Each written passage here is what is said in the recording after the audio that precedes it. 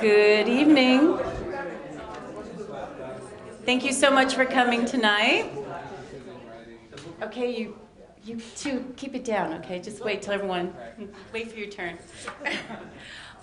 So next week for Writers Speak, we have a special event, and it's the Southampton Review Spring Edition launch, and it'll start at 6 p.m., not 7, 6 p.m., and you're all welcome, and it's a big reception, and we hope that you'll be able to attend that next Monday.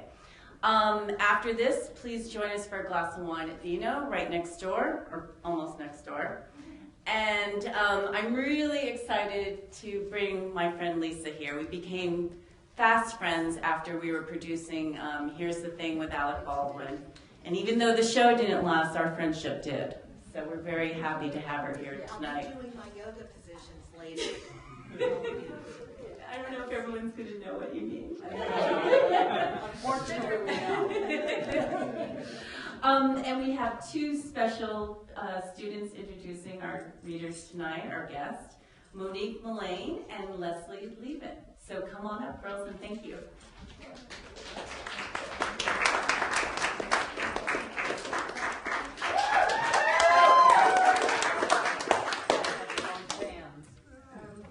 Menaker is a writer, editor, and teacher here at Stony Brook. He spent 20 years as a fiction editor at The New Yorker before moving to Random House, where he became executive editor-in-chief. While there, he nurtured writers who would become award winners such as Elizabeth Stout, Salman Rushdie, and Colin McCann. Dan has been frequently published in The New Yorker magazine. His story, The Good Left, won him the O. Henry Award for short fiction. His novel, The Treatment, was a New York Times notable book, and most recently he published My Mistake, a self-deprecating and witty memoir, both tender and wise. As a student of his, I can tell you, Dan is tormented by misuse of commas and colons, but his love of words, evident in his books and in his classroom, he passes on to both his readers and his students. More than 30 years ago, Lisa Birnbach wrote the official Preppy Handbook, a tongue-in-cheek reference guide to understanding the North American preppy culture. Lisa was only 21 years old when she co-wrote the book. It spent 38 weeks at the #1 spot on the New York Times bestseller list, and it was her first book. Beginner's luck? Apparently not. Lisa went on to author or co-author 22 books, including the more recent 40% Off is the New Black and True Prep. Lisa has written for everyone from the New York Times and the New Yorker to Glamour magazine and Rolling Stone. She has lectured on college campuses across the country, consulted on movies, hosted a weekly segment on CBS called Yikes, I'm a Grown-Up, and had her own radio show called The Lisa Birnbach Show, which won the 2007 Gracie Awards for Outstanding Talk Show and Outstanding Comedy Show. In between all this, she somehow found the time to raise 3 children. Here to make us all feel lazy is Lisa Birnbach. Please welcome Lisa and Daniel Menaker.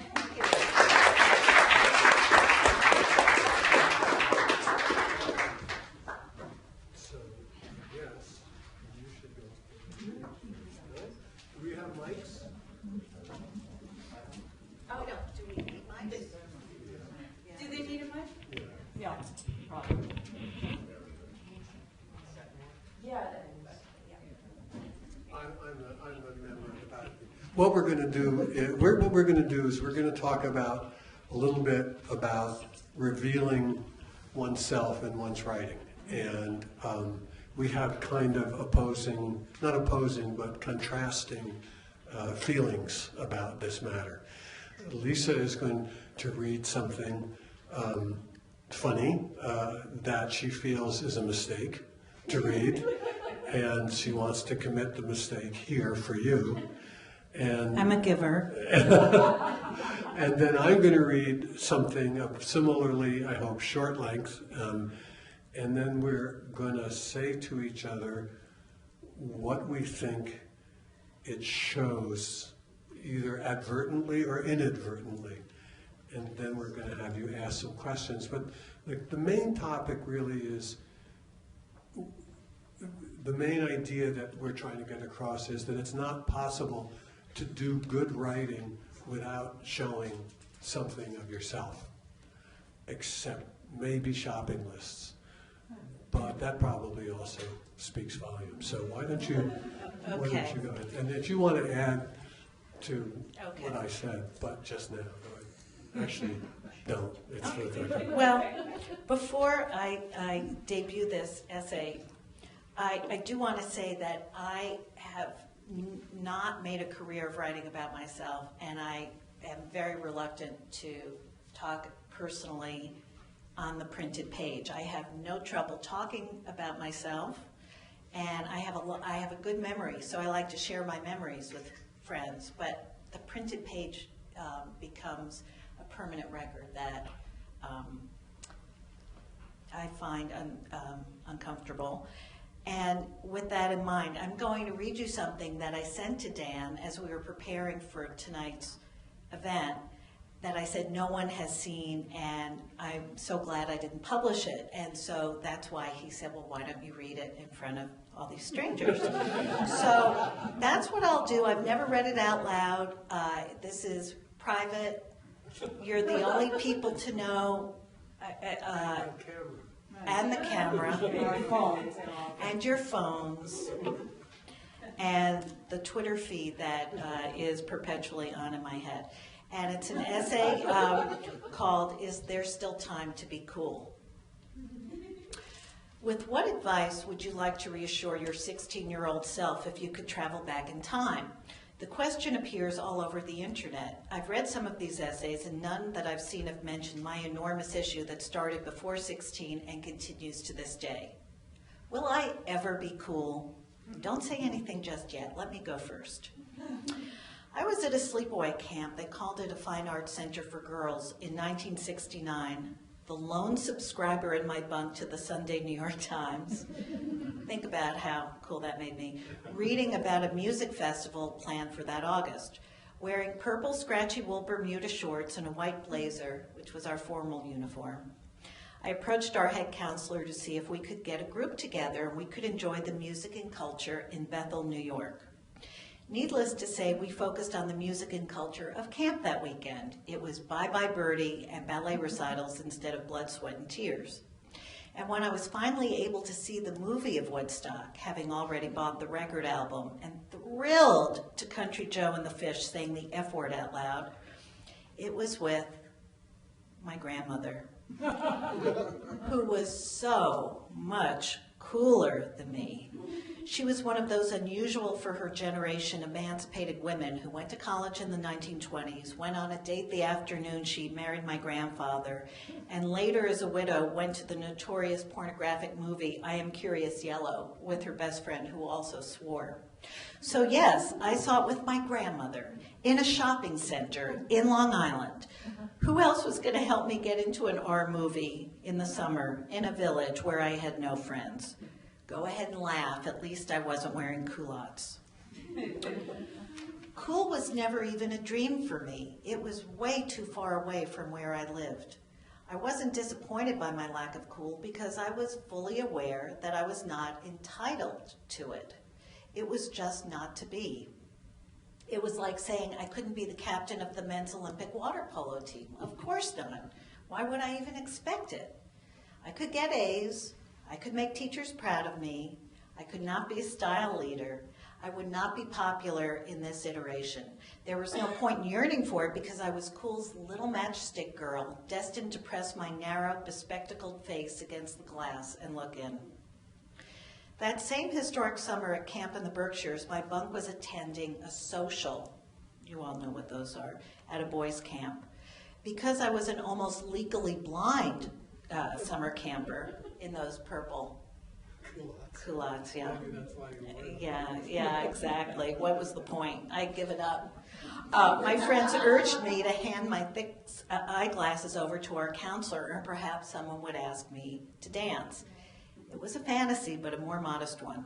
Sure enough, wearing Robin Cohen's dress and my tan-colored pantyhose, because I was the only girl whose parents wouldn't let her shave her legs, and so stockings were the next best solution for being me.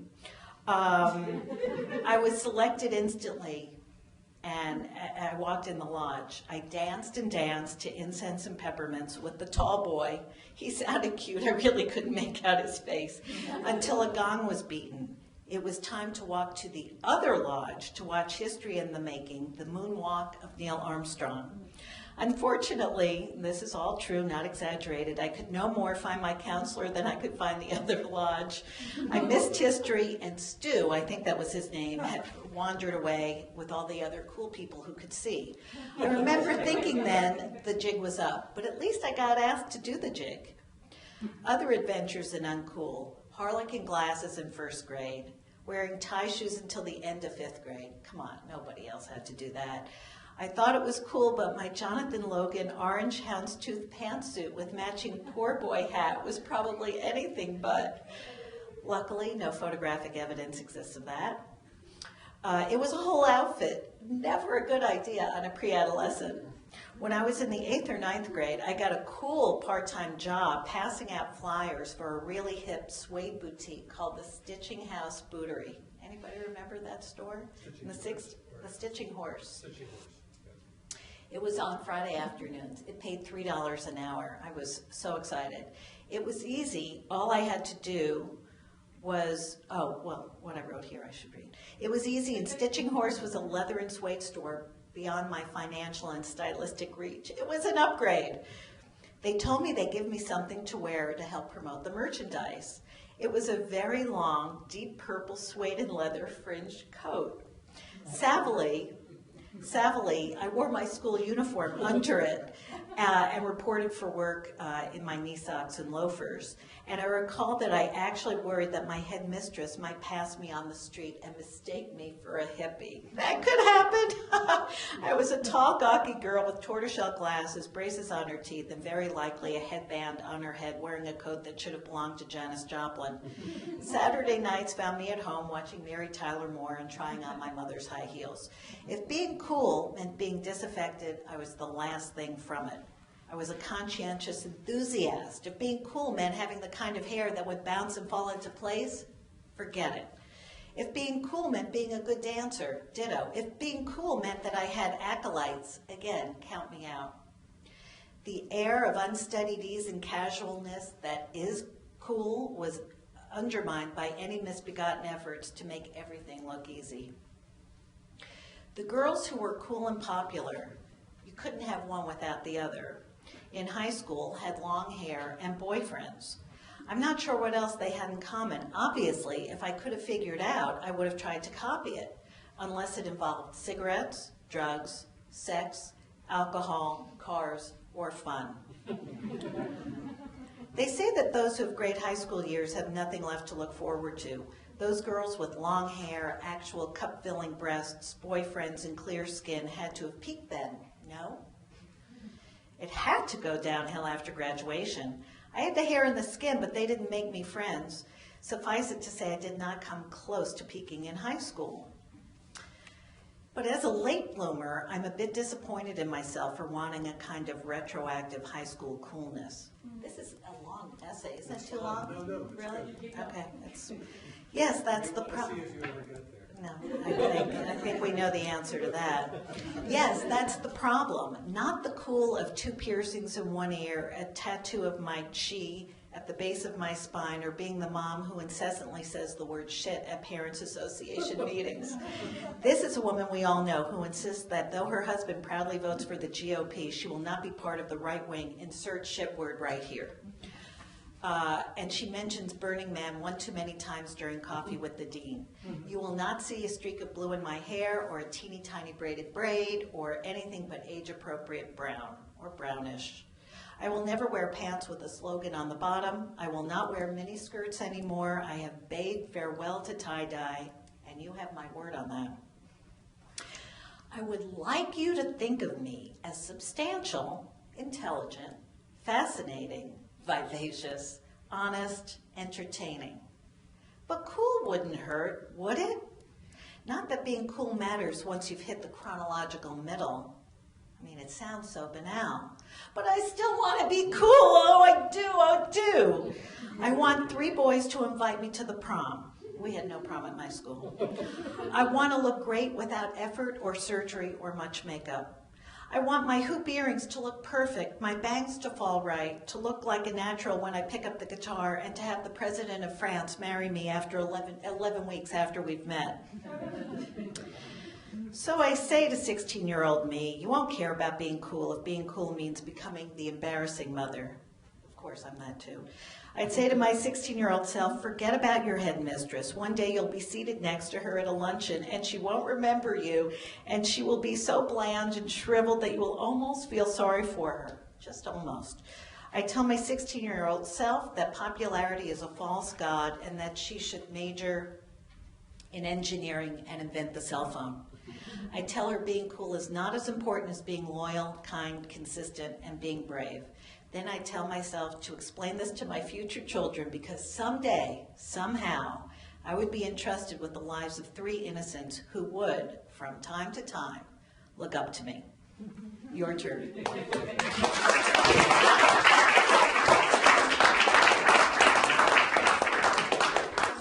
I think on the basis of that, before I read my thing, I think I want to ask Lisa questions, and then you can come back. So what mainly you and I had a lunch. Lisa and I had a lunch conversation about revealing oneself in writing. As I said, that's sort of the theme here tonight, and it's my thesis that you can't help reveal yourself. So what? You were not entirely comfortable with showing this to me or with reading it tonight, but you looked fear in the teeth and you went ahead. What about it made you uncomfortable? It just seems indulgent. Why does anybody care?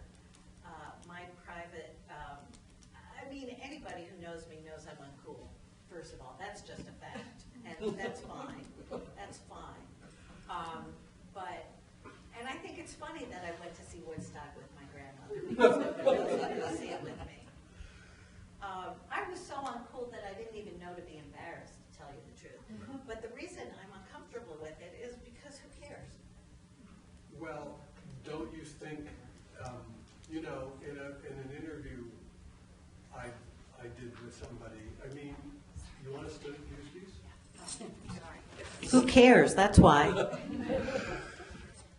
Well, it depends, obviously, on the writing. What impresses me and what I think you don't understand and what I hope to beat into you is that this stuff is material. And to use it as material is not necessarily to embarrass yourself or hurt anybody. It's simply more clay for the sculptor to use. I'm very aware that I don't hurt anybody else in this essay, except maybe the stitching horse bootery for hiring me.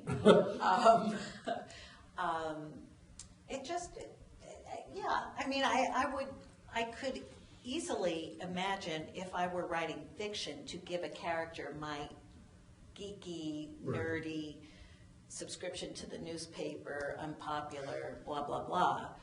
But that seems a higher purpose for it than just telling my story.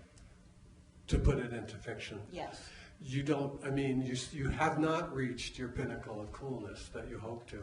Because what you don't realize is that being the only person in the bunk who read the New York Times was cool. You were probably hiding. You need to call Robin Cohen right now.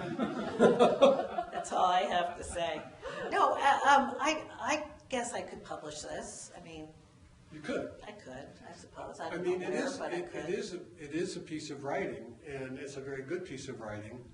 And what I can tell from it is less about your 16-year-old self and more about your writing self and how you do it. And that's very revealing in a way.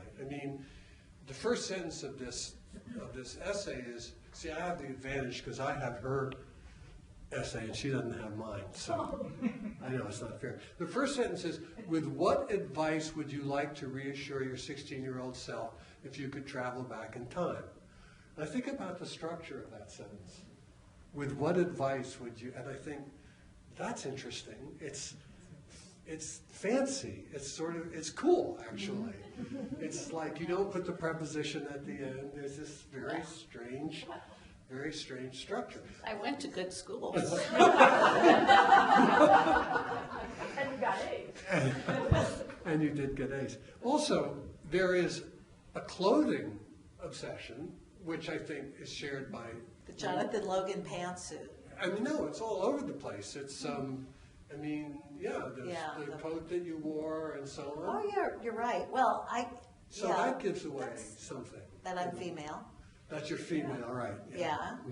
You know, what's funny about that, and I hadn't thought of it, but people have said to me, people even that you know have said to me, why don't you write a funny novel? And what stops me cold is how do you write, I mean, it's something I'm working on privately, and I'm not going to read it tonight, but how do you write about this world in which we live in New York, which has become kind of a comedy anyway, and not, the minute you write, I was walking on Madison Avenue and threw up in front of the Prada store, you have lost your art. Because now it's so specific and it's so you're already leaning on a brand name. I don't like that. Well, but you see, even if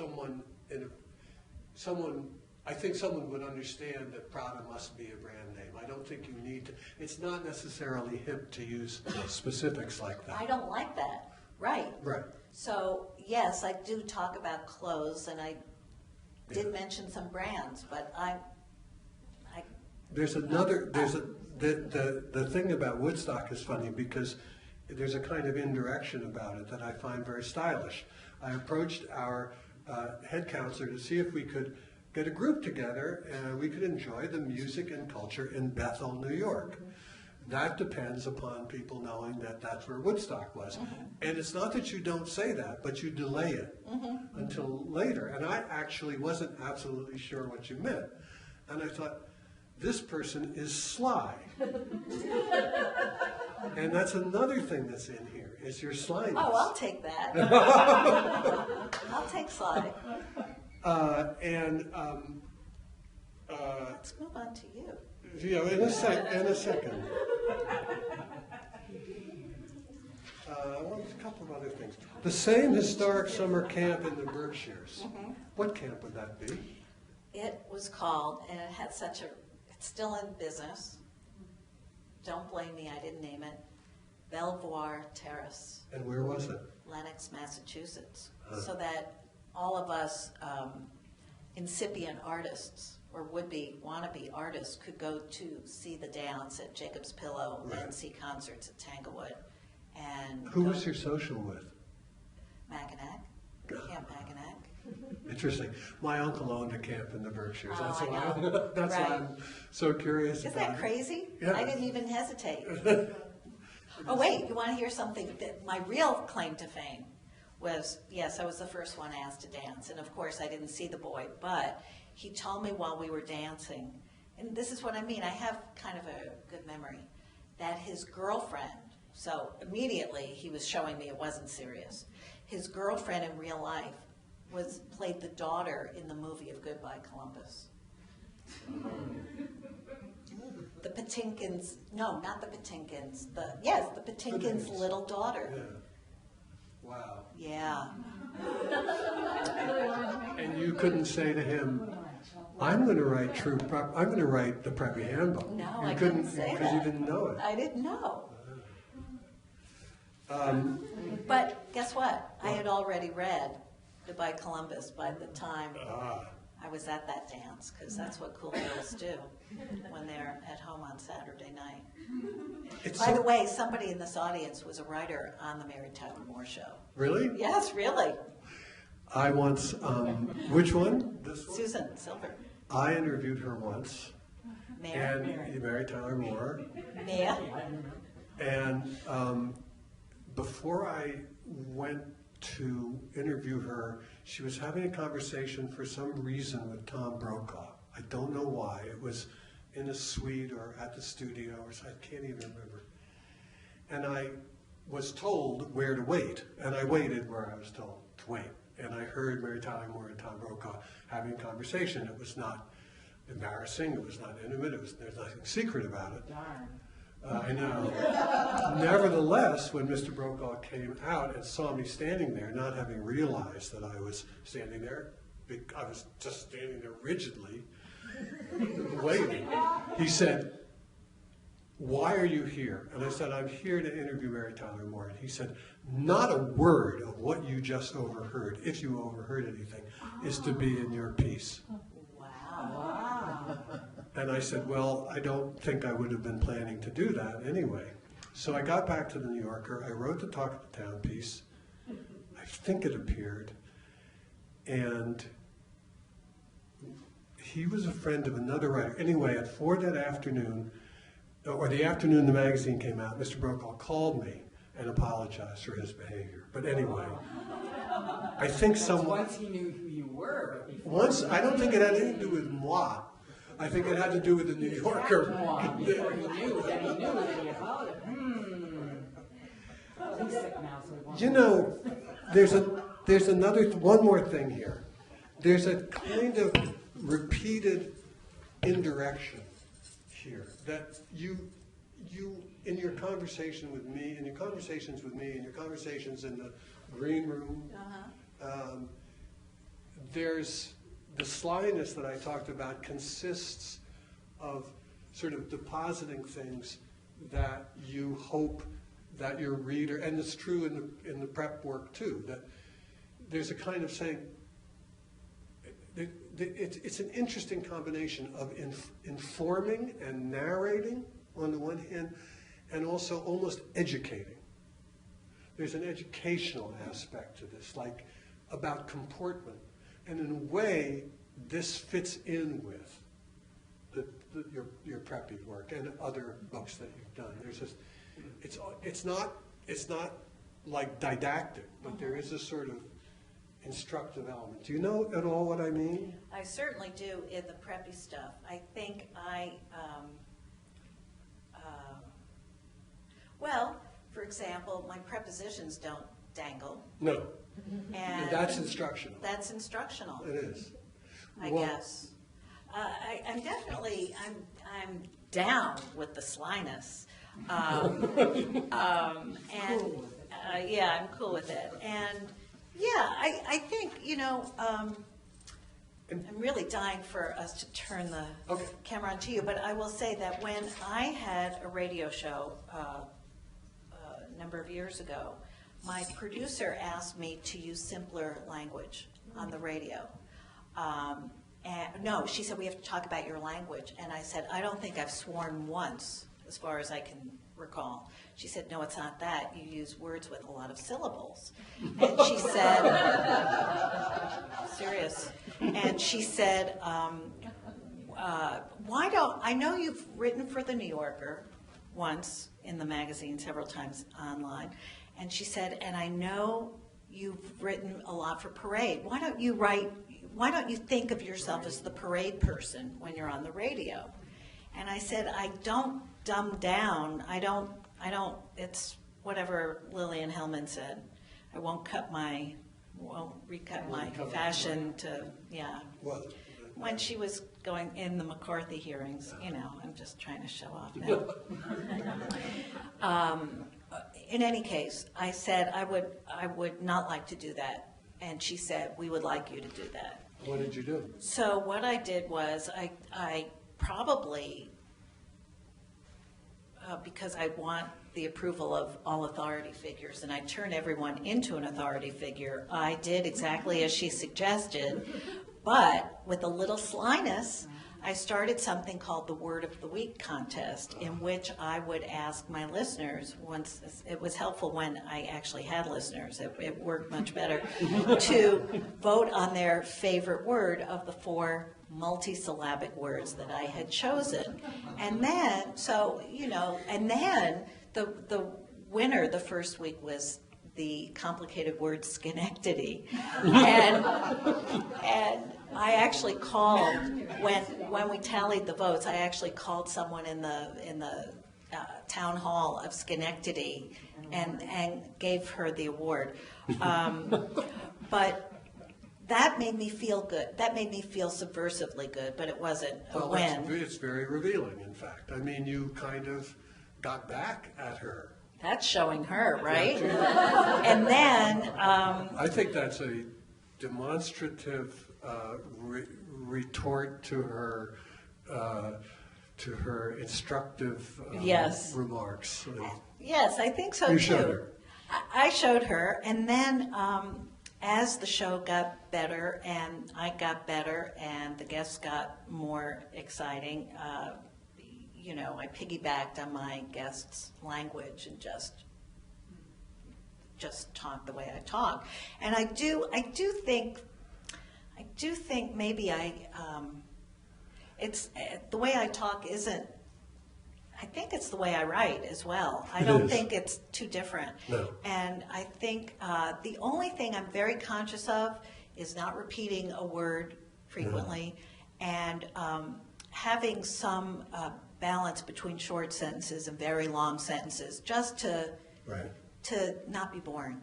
There's also a kind of structure here. You don't repeat words, but you're very good at watching your sentences build and using the same grammatical structures. And there's a place near the end where you sort of get on a roll. Yes. And so that shows, there's just general conscientiousness, I think. And I think it's interesting. The more you talk and the more I know you better, the more you remind me in some ways of the sort of other side of the coin of Sloane Crosley. Oh, Sloane Crosley. She I posed would- for a picture in True Prep. Did she? Yes, she did. She wrote, I thought there'd be cake. Yes. Yes. Yeah. It's funny because I've been told that women don't like to be told they look like other women. Is that true? It depends Who who. it is. I thought it was just general that you all don't, But in any case, Right, it depends. you and she bear some resemblance to each other. No kidding. Yes. Okay, thank you. Have I'll you met take it. her? Yes, I Yes. know her. So I know her. So, but what's really interesting to me is, besides the sort of odd appearance similarities, not huge, but somewhat, is that she is so personal in her writing. Yes, she is. She tells everything I know. to the point of the kind of place where you might find it embarrassing. I mean, if you were to do it yourself. I was embarrassed reading it. See, that's important. Is that a serious? Yes, yes. As my son used to say, is that a true fact? It's a true fact. No, and I can't tell you, the memoirs I've read have embarrassed me. What is wrong with me, And doctor? Yours a little bit, because I'll tell you why. Because I knew I was going to see you after I read it, and I feel I know so much about you. Oh my God, I'm going to meet this asshole. Our lunch was okay, but after I read this, I don't know. No, but I know stuff about you now. But of course, anybody who's read your memoir, My Mistake, published by Houghton. Houghton, we like to say it. Yeah, we say Houghton. Sometimes we say Houghton. Sometimes you just say H. Published by H. But your memoir is very personal and in places very sad and in places very medical and in places you don't reveal anything about your marriage, but you reveal, and you're... I do, actually, but it's between the lines in the binding of the book. in the stitching. Actually, if you look at the beginning of the line, the middle line on page 14, the first letter, and then on page 86, you look at, there's a lot. It's a lot. It is the poor man's Da Vinci Code. Wow. Yeah. Alan Turing. Right. Ow. That's a great reference. Anyway, the thing is that I know this stuff about you that would have taken me, I would say, a few years of casually bumping into you at a restaurant or at a party. And even so, I could have known you in real time better, and I wouldn't have known any of those things. Well, I don't know about that. What puzzles me is that you think of Revelation as a kind of personal interaction. That is, you talk to people and you may be frank and candid with them if you trust them, if you get to know them better, and if they're not going to write about you in their memoir. But you have a serial view. That is to say, probably you've spoken quite frankly to a number of people in your life, and people may know more about you sort of collectively, but it's the page that gets you. I think I said that. I just don't want to commit it to the page. And I do feel, well, this is a funny thing. I'll be even more candid and frank. Or you be frank, I'll be candid. Okay. Remember that joke?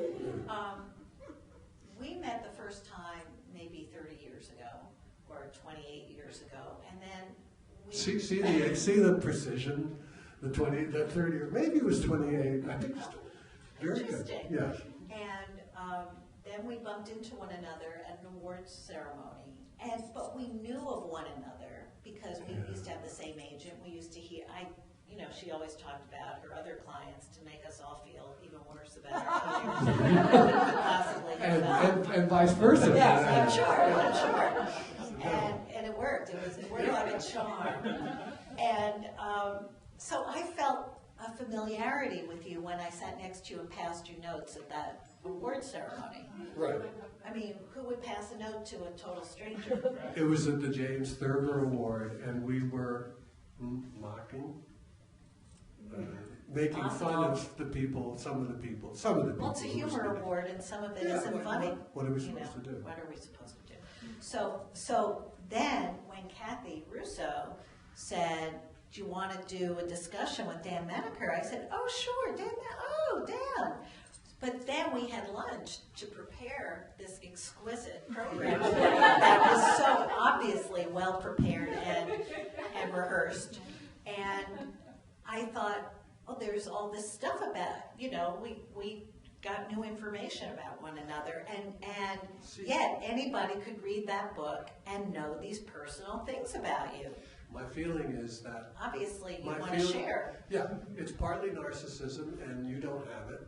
It's partly self-interest. It's also an age difference, maybe, and also maybe the medical stuff you talked about plays a role in wanting to try to figure out the shape of a life. I mean, it happened to be my life, and I happen to find myself, somewhat interesting, but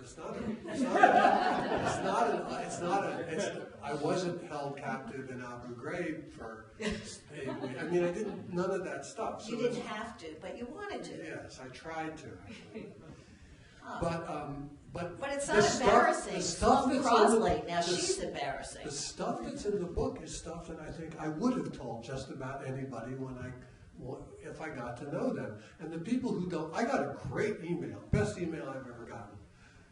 Dan, dear Mr. Menaker, with all due respect, your book sucks. However, congratulations to you for getting it out, which sounds vaguely either having to do with digestion. Childbirth, I don't know, in which case. Extruding. And good luck to you health-wise. And I thought, okay, well, I don't know. I thought it was a very invigorating thing. Anyway, so I've always been tied up with myself. I've also been very curious about other people. There's not a single thing in that book, I think, that I wouldn't have wanted to tell someone whom I met. If I knew them well enough, eventually, there was nothing there that was, except maybe no betrayals, as far as I can tell. I do commend it to you all. I thoroughly enjoyed reading it. I thoroughly enjoyed putting your pieces together. And if you haven't read My Mistake, please do. And it's for sale outside. And if, like Lisa, that particularly if you want to be somewhat embarrassed, go ahead, because you were a little embarrassed about the book, no? No, I just felt like... You didn't want to do it. Well, but I also felt that, I felt all kinds of things from reading it. I felt sad, I felt happy, I felt sorry. I felt quite a bit of surprise. So- and you're very self-deprecating for someone Who's not self-deprecating. well, Yeah. who's, who's you. Somebody said to me about self-effacement. Did I do this already? That the key word in self-effacement is self. and then said, I think it was maybe an analyst or a therapist, and sort of wagged his finger at me and said, self-effacement is not modesty. Self-effacement is not humility. Self-effacement is a pose that you, is an act that you put on, and it's more beguiling than arrogance for sure. Right. But there is the self of it. So that's interesting. I have to think about that. Yeah. Okay, I'm going to think about that. Now I'm going to read something really short, and then Lisa has not had the advantage of reading this, and then we'll take questions. This is not long. It's about cataract surgery. Oh, that's very nice, I say, as the mild sedative takes hold, just before Dr. Nagel performs cataract surgery on my left eye in the ambulatory surgery facility at Mount Sinai Hospital. I can see why people become addicts, I murmur. I'm beginning the sedative gabble, which I will approximate here. Do you know where the word cataract comes from, I say? Come from, I mumble. Probably from Latin. There's cataract, but not one's through yig. You think. It's not for like the waterfall. It's not a it's from, and here the sedative makes me pause for at least 30 seconds and then take a deep breath and say, from a meaning of Latin of gate, meaning portcullis, like a castle thing that you can see through a little, but barrier. Dr. Nagel, with her back turned to me, arranging some instruments on a tray, it sounds like, says, without any interest, thank God. Really? Meanwhile, she's anesthetized my eye and begins extracting the cataract, a phrase I happily turn over a few times in my addlement. Cataracting the extraction, I say to myself. I see a bright light or three rummaging around against my retina like flashlights in a dark room in a horror movie. Speaking of movies, if you have to have cataract surgery and have not seen Un Chien Andalou, the classic short film by Luis Buñuel and Salvador Dali, which famously features the slicing of an eyeball, you might skip it until after the procedure. You might also not like to know that in modern times the idea for intraocular lens implant surgery got going in 1949 when one Sir Harold Ridley observed that plexiglass fragments from exploded Spitfire canopies had not led to infection or rejection in the injured eyes of Royal Air Force pilots. You might also wish you weren't reading this. Too late. I wince a little near the end. Is Dr. Nagel actually sanding my eyeball? I am more curious than in pain and still drugged enough to wonder if wince and wink are cousins. But she says, oh, you can feel that? Oh, sorry. She drops in a little more juice, and the now brushless eye wash concludes. All done. Recovery room.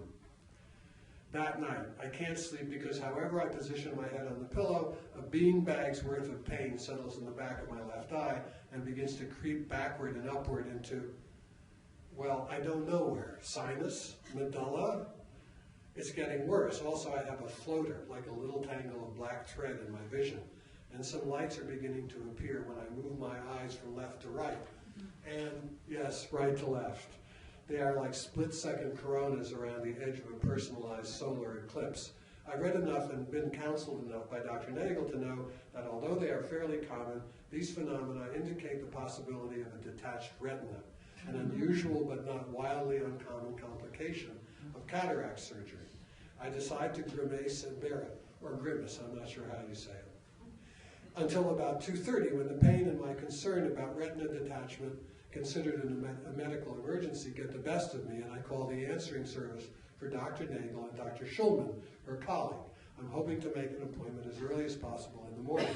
The answering service person repeats what I told him, astonishingly verbatim, and tells me that someone will call me back. Dr. Nagel, who is a wonderfully thoughtful physician, had given me her cell phone number, but I had thoughtlessly lost it. You will see in a minute or so why this was Beschert. You will also, like me, that night, find out what Beschert means, if you don't already know. 15 minutes later, the phone rings. This is Dr. Schulman. Dr. Schulman says, tell me what's going on. I apologize, and then I tell him. He says, it's good you called. Can you see me at my office at 3 o'clock? Well, I was hoping to come in the morning if possible. No, I mean now, Dr. Schulman says, in about a half an hour. Really? Yes, a half an hour. Well, yes, thank you. I'm so sorry, I say again and again. No, it's good. You'll see why. I'll meet you at 3:30. So now I'm sitting in an examination chair in Dr. Schulman's and Dr. Nagel's office on East 79th Street, the empty city cab ride over from the Upper West Side, having put me in mind of an episode of True Blood where the vampires are there and then very suddenly here with a kind of whoosh. Yes, you have IOP, Dr. Schulman says. 40. We like to see it under 20. Intraocular pressure, I say proudly. Dr. Schulman anesthetizes my eye, and I'm very sorry to tell you, takes out a needle from one of the supply drawers beside the chair, and then sticks it in my eye and draws off some of the accumulating fluid from inside my eyeball. No, I didn't feel it, but I knew it. Bad enough. Still, instant relief, like a sky clearing and fast forward. Pain gone. Better, Dr. Schulman asks? Amazing, I say. It probably would have cleared out by itself, he says, but it's a good thing you called. Well, good for me, not so good for you, I say. No, I mean good for me. That's what I'm trying to tell you. Because after the service called, I checked out my computer and saw that my Southwest flight to Wisconsin for Memorial Day weekend had been canceled. I was going out to play golf with my son at one of the Kohler courses. But because I found out about the cancellation, which would basically have ruined the trip, I was able to make another reservation on Delta, which left something like 10 minutes later, and so the vacation was saved. So I am thanking you. Don't mention it, I say. Happy to assist you with your travel plans anytime. Beschert, Dr. Schulman says, and I don't quite catch it. Your shirt, I say? Sorry? He says, no, Beschert, it's Yiddish. It means it was meant to be, or destiny, or something like that. Now just wait here, I'll be back in about 10 minutes. He comes back. Now he says, unfortunately, picking up a new needle, just let me take a little more of this fluid out. The pressure sometimes tends to bounce back.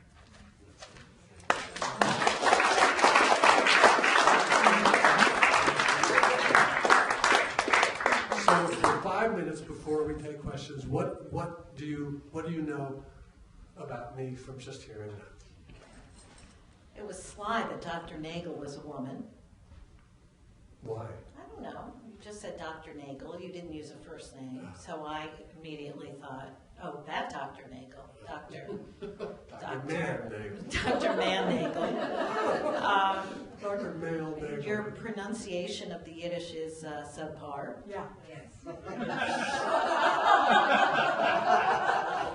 Beschert. I'm only half Jewish.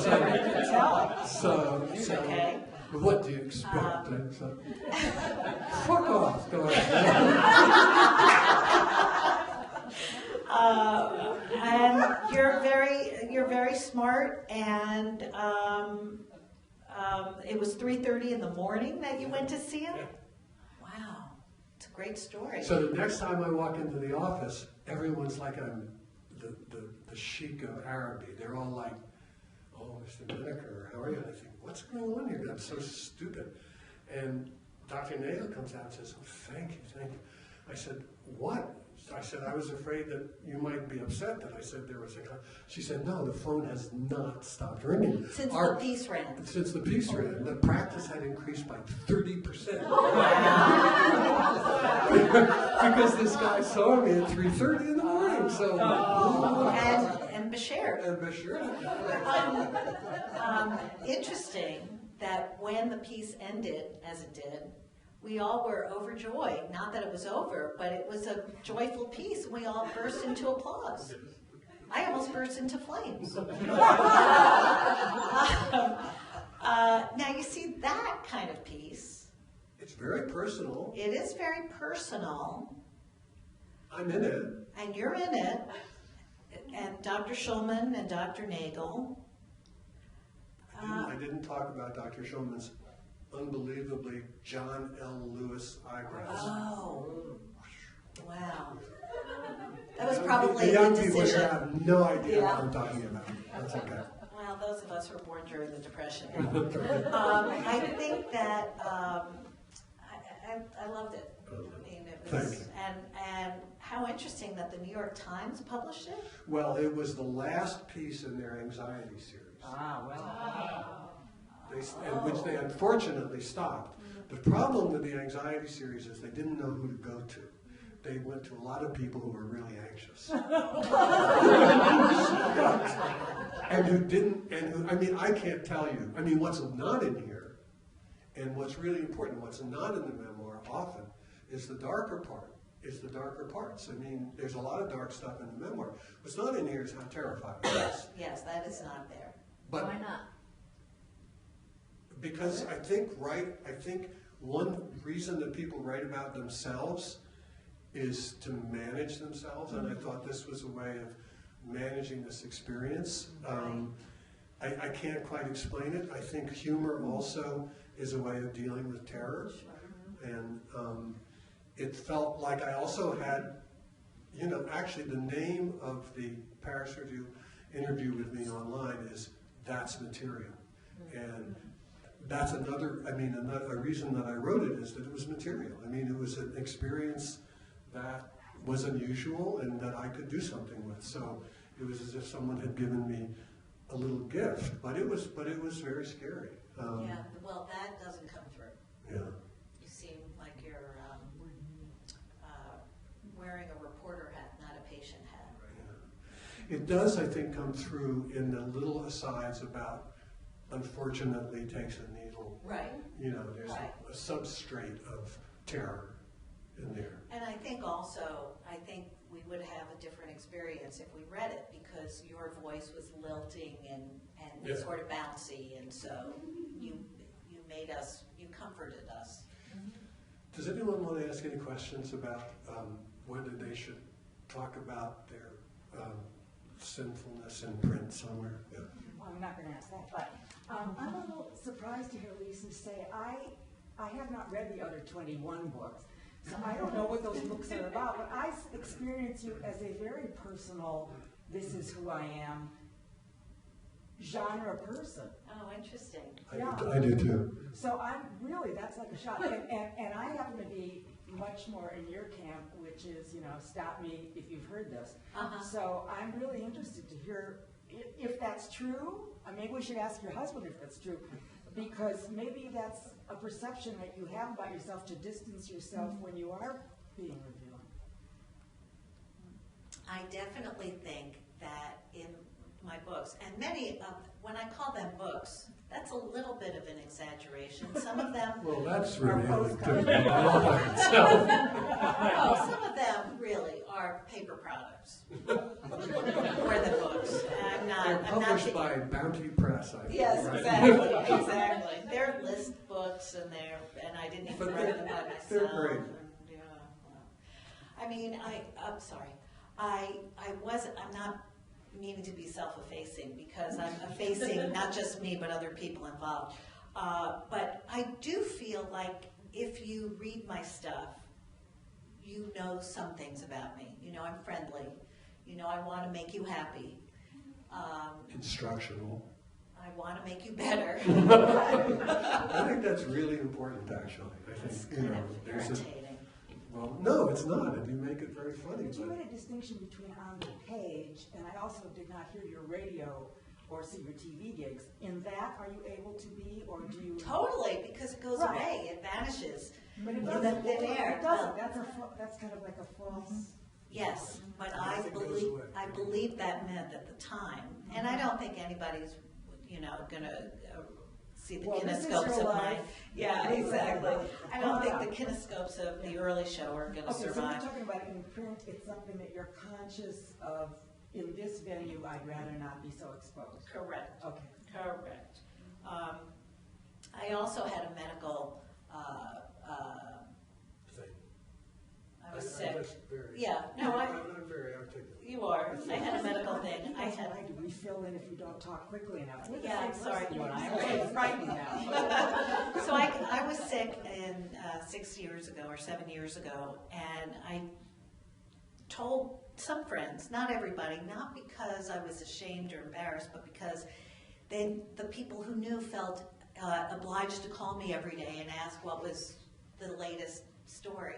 And I just didn't want to review the story over and over, so I kept it pretty small. I didn't even tell my parents for a long time because my parents were real worriers, and it wouldn't have helped me. And it wouldn't- Jewish? I am really on both sides, and probably sides I don't even see, but below it a bit. But Parade magazine, that populist rag, no, I kid. It's a good magazine. Anyway, they asked me to write about having breast cancer for a special breast cancer extravaganza, and I did it, but not. Somehow I felt the medical thing, wasn't as personal as how I feel about anything. I know, weird, okay, weird. And I also was persuaded that it would be helpful to people.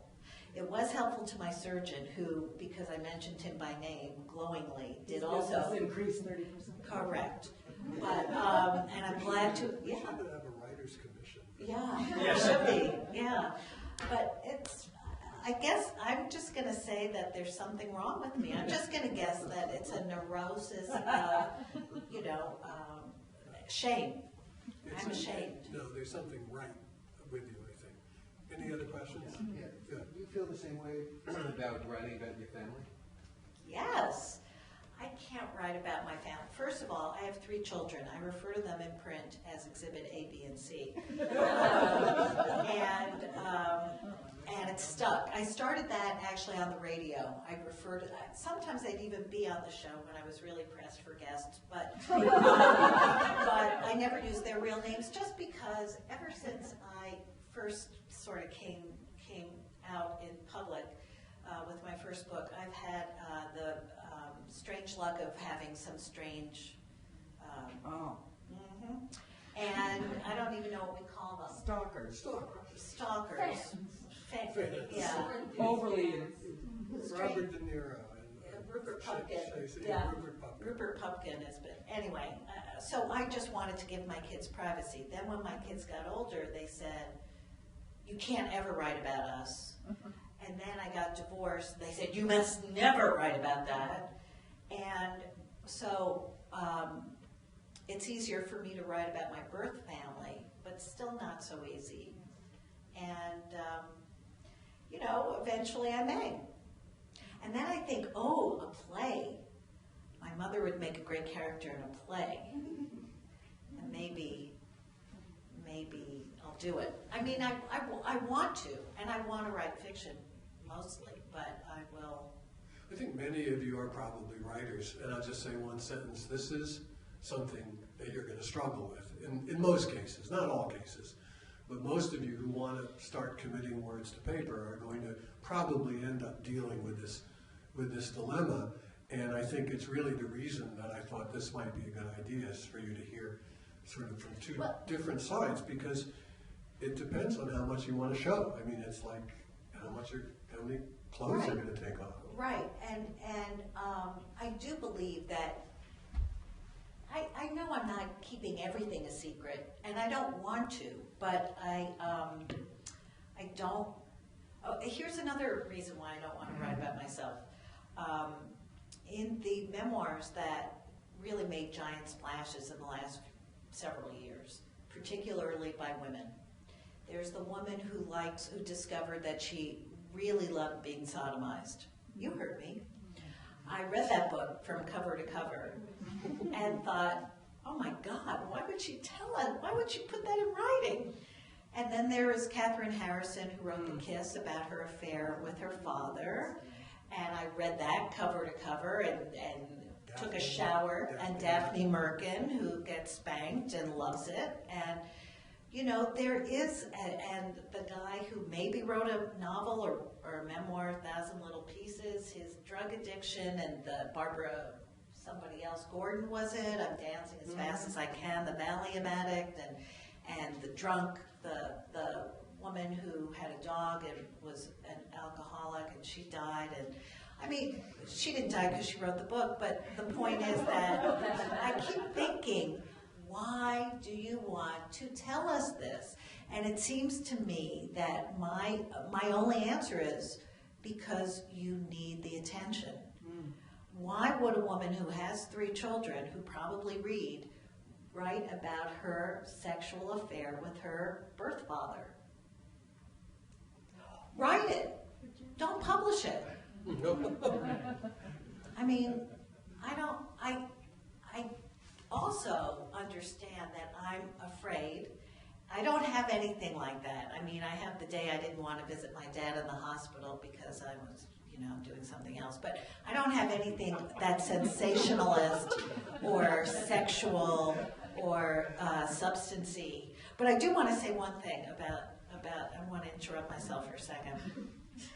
When I was on tour for True Prep, which was the follow-up to my book in 1980, the Preppy Handbook, people asked me what I've been doing in the intervening 30 years. And I'd say, well, I wrote 20 books, and I had some children, I had a radio show, did some TV, blah, blah, blah. And I would watch their eyelids just drop, and they would be so asleep so fast that they were drooling on themselves. And I thought, this is just not successful. So I would say, well, I was in rehab, and oh my God! Oh, they were mine. So I have had a very conventional life, boys and girls, and no, but it's not that interesting. Yeah, it is. I've been out of the program for quite a while now, so I don't often come to these gatherings. I just want to tell you, it's the sheriff. Tonight, because a week from tomorrow morning, I'm going to have cataracts. I tell you, Dr. Schulman. from the heart, Oh my God. it's like having a dental appointment. It's so easy. In a way, you made that clear more by what you didn't say. It's so easy. It's nothing. They do thousands of them a day, and they are reliable. You know it. Don't worry. And the juice is great. I enjoyed your piece, and I enjoyed your description of going under the anesthesia. Thank you. That was good comedy. Thank you. Thanks. Yeah.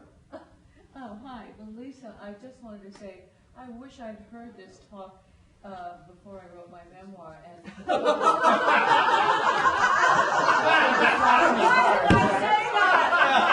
Aha! And that's Gail Sheehy. Wow! She's an ex-employee of mine. No, I'm going to rip it out. Wait, it's not printed yet. I'm going to rip it out. No, but I'm laughing because when you said you talked about your children as exhibit A, B, and C. Why didn't I have that information? My daughter said to me when I told her I was writing a memoir, she said, well, I can't be in it. Oh. And I said, wait a second. She said, well, just write about your career. I said, that's not how women live, I mean, I had you for 18 years. You played somewhat of a role in my life. So, well, I don't want to read about it. Okay, well, you don't have to read it. We just went back and forth, and over the 2.5 years that I was writing it, she would change her mind between, I have to read it. well, don't say anything about me. Well, don't say anything about how I feel about me. Your way of feeling about me. So you only want me to say how I feel about you, but not how you feel about me? I mean, the times you hated me, you don't want me to say that? Anyway, it just became the hardest thing to deal with. But I had an insight about why you might not want to commit things to paper when you're so able to talk about yourself in person or on your radio, is because when you live long enough, you may change your mind, about being betrayed. Okay, I had this one piece in my memoir where I found it written in my daytimer, where my ex-husband and I, many, many, many years later, happened to get into an accidental phone call. I was babysitting for the grandchild, new grandchild. He called. There was a man calling, the parents were out. And I was, who is this? And and he said, who's this? And I said, this is Gail Sheehy. And he said, I know Gail Sheehy.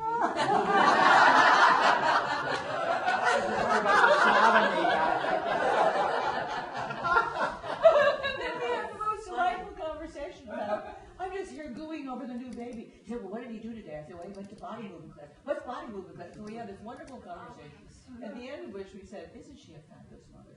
Didn't we do well? We just had this lovely, wrapped it all up. And I thought, I'm so happy to be able to put that in, because the reader would know from the beginning, how did it end? Were they bitter all those years? There was just that little refrain. I think that's interesting. I think most of the memoirs, and I hope it's true of mine to some extent, most of the memoirs that sort of work do end up in a place of reconciliation. Yes, yeah. Yes. And I think that's really the point of being alive and going through the bad stuff, is to get to the final stage of saying, here it is. So it's not necessarily getting sodomized, spanked, or which I enjoy. I mean, I'm not going to put this on a page, but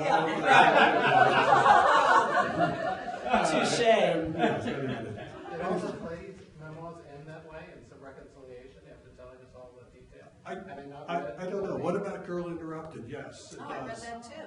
Yeah. It does end up. And I think a lot do. I think a lot of memoirs do. But the question is, so they often end up, personal writing often ends up in some note of resolution or an effort at it. But if the material that has come before is not mastered, as it often isn't, then you're still left with a feeling of, well, not shame, but of having known something you didn't really want to know about, even if there's a major chord struck at the end. It doesn't necessarily resolve the disturbance that you've gone through before, right? Yes, I love the way you ended your book, because you really share, I hate the word share, but you did share the thoughts that you have as you face certain challenges and realities, and it seemed very honest and very forthright and very bold. And I think it made me wonder also, Gail, this could be part of it, how much I don't want to look at right now. Also, it could be. I mean, you are 39. Right. Face it. There's a difference. I mean, you can see. Look. Well, people... Gail's also 39. No, but there are people my age and much younger who are writing memoirs, and I think that's part of it. I don't know the story yet. Where does the story go? Exactly. Maybe then I'm concerned about time. I'm sure we're over, but I know there are other hands raised, and maybe if there's another few brief questions, yeah. So if both of you could answer, after you put your memories down on paper, does it change your emotional regard for that moment? Do you Yes. less terrified? Yes. Of your childhood, less awkward? Yes. Yes, it changes, and I think it's like analysis in a way, it's like psychotherapy in a way, that as you do it, you begin to understand things you didn't understand before. And that might be the person who does it just for herself or himself and not for anyone else. Things sort of emerge and take shape. And so you say, oh my God, I didn't realize that Roger, I mean, this is a little name dropping, but I didn't realize that Roger Angell on the one hand and William Maxwell on the other hand at the New Yorker played such interestingly opposed roles in my life. That was a discovery, in my professional life. That was a discovery. They were almost like, you know, the dark side and the bright side in a way. So you stumble upon things, and I think it's the reason people keep diaries. And maybe that's the alternative. Yes, one more. I read somewhere that you had written numerous articles or letters to the Huffington Post about wanting your book to be published. Yeah, And I published my rejection letters. your rejection. Why did you do that? I thought that was To very. encourage the rest of us. Because I mean, my Yiddish is no good. How about saying, why not? Is that what